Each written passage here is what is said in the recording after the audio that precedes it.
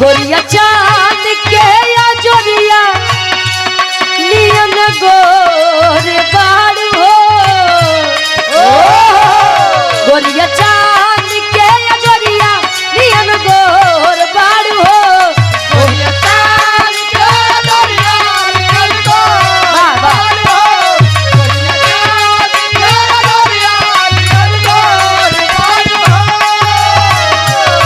गोरिया चांद के या जोरिया नियन गोर बाड़ हो तोहर जोड़ लइके बाटे दूध जोड़ बाड़ हो तोहर जोड़ तोहर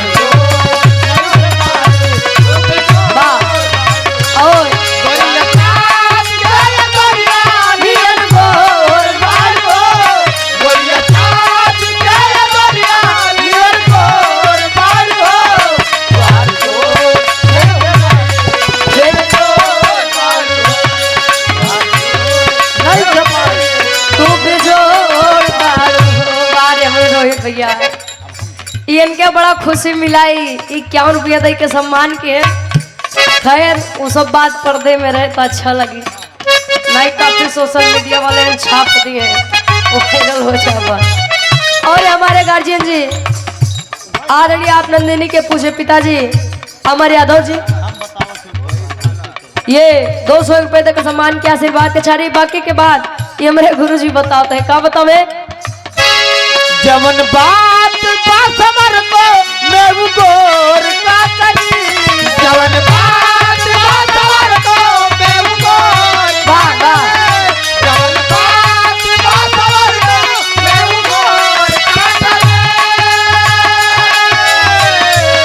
जवन बात समर को मैं गोर का करी जवन कई अनार वो जोर का करे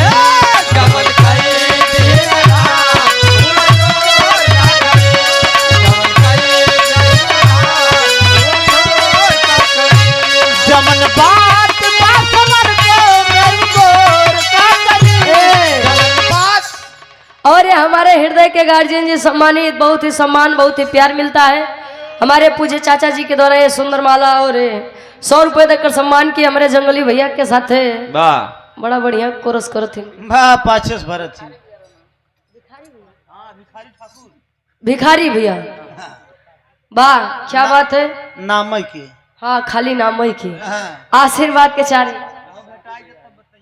और हमारे गार्जियन जी साधु भैया सुंदर माला और 100 रुपया दे के सम्मान किया आशीर्वाद के चारे के हम बच्चे अपनी कला में कामयाब रहे। वाह आवा